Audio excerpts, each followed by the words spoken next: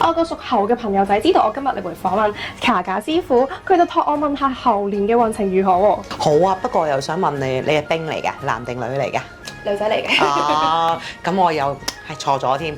好啦，咁其實有分別嘅，因為男同女都有啲分別嘅。咁啊，屬猴咧，其實咧都係屬於叫黑太歲，係啦。咁啊坊間有第二啲嗌法，咁我特登咧就將佢轉咗，有佢嗰個深度嘅記憶啦。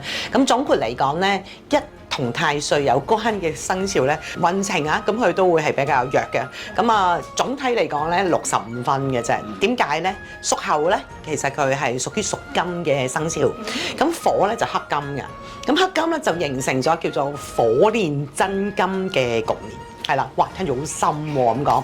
嗱咁，但係咧，亦都會有其他我哋唔同嘅計法啦。咁紫微斗數裏邊咧，亦都有驛馬。驛馬你知唔知係咩嚟㗎？聽得多唔知啊！驛馬即係會喐動嘅，係啦，會走嘅星啦，即係會比較頻密咯。咁所以咧，佢亦都咧會有一個黑星咧叫天狗。天狗係其實會即係好似喺個天上面會有一啲比較惡形惡相嘅感覺咧，去入嚟會令到佢有意外嘅。咁如果男同女之間咧都有分別，因為有陰陽之間啊嘛。咁如果女仔咧嗰個影響性係冇咁大嘅，但係男性嘅影響性就會大嘅。咁因為佢有天狗升入嚟咧，好多時咧都男人揸車，當然你都要睇下嗰個人嘅個性啦、本命啦。咁基本上男性個陽性咧會比較強嘅，揸車會特別衝動。咁因此如果男性係屬猴嘅話咧，咁佢喺嗰個嘅意外特別要多加注意咯。咁而女性嘅朋友就係叫佢唔好咁衝動上網。突然間可能睇下直播平台唔小心買咗啲唔應該買嘅嘢啊，就會破咗比較大嘅財咯。係啦，咁啊事業方面啦，因為咧各樣嘅都唔係太過合格，工作壓力好大，同埋佢好容易同同事或者啲客戶之間咧會發生不必要嘅摩擦。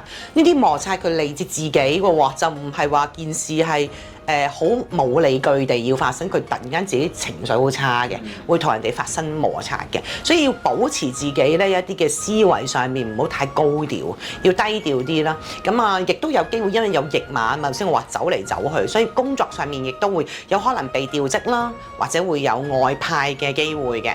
咁啊，財運嘅話咧，就因為又有天狗啦，男嘅咪話好容易有一啲嘅，即係可能路面上意外，女人好中意買嘢而令到自己破財，所以會有財來財去，唔容易儲錢咯。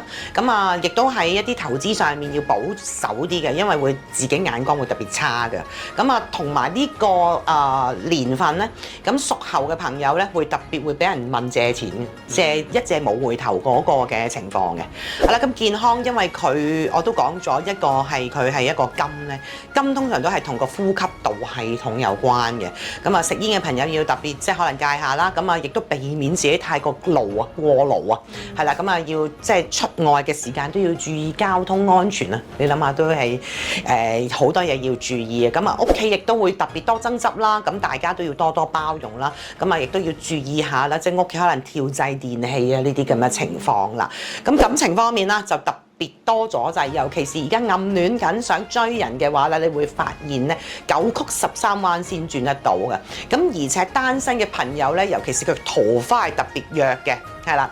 咁已婚嘅人士，因為咧今年裏邊即係2026年裏邊嚟講，佢驛馬強啊，佢工作可能會成日往外走啊，所以會少咗同屋企人陪伴嘅時間，多啲就陪伴屋企人啦。咁啊，亦都會講翻啦。咁喺屬猴啦，因為頭先你話想嫁俾屬羊嗰啲人噶嘛，咁猴佢都會有佢自己啱配匹配嘅生肖嘅。咁佢咧其實屬蛇嘅人咧都可以咧幫助佢解困嘅。咁風水方面咧就大家記得啊，屬猴嘅人嘅地方咧都喺西方嘅。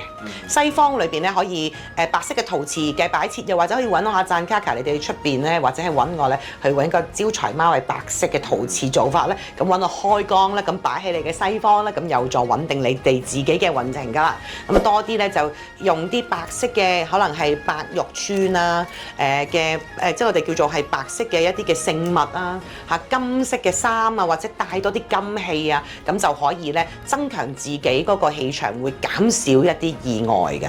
啱啱聽卡卡師傅你講啦，屬猴嘅朋友仔咧感情運好似麻麻地喎，但係我個屬猴嘅女仔 friend 又好想出鋪喎，係咪冇機會㗎啦？咁屬猴嘅朋友佢最緊要嘅風水方向咧，就係佢個西方啊嘛。如果佢真係好想出 pool 嘅話，喺佢嘅西邊揾一個白色嘅花樽，就不停整年去換一啲粉紅色嘅花，用水種嘅話咧，即係出 pool 嘅機會率更高嘅。粉紅色嘅花。係。有冇話啲咩花咧？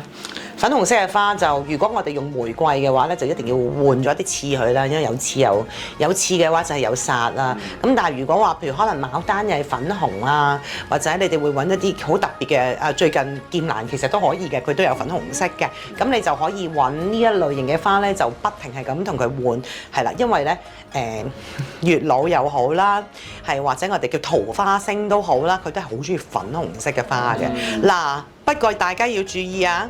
唔代表揾到真命天子嘅，只係dry地想拍下拖嘅話，就可以用呢個方法㗎啦。咁我係想問下，其實做嘢又做得咁辛苦，如果真係想去旅行，譬如係話想去泰國，跟阿贊卡卡師傅去嘅，咁我話幾時去係最好？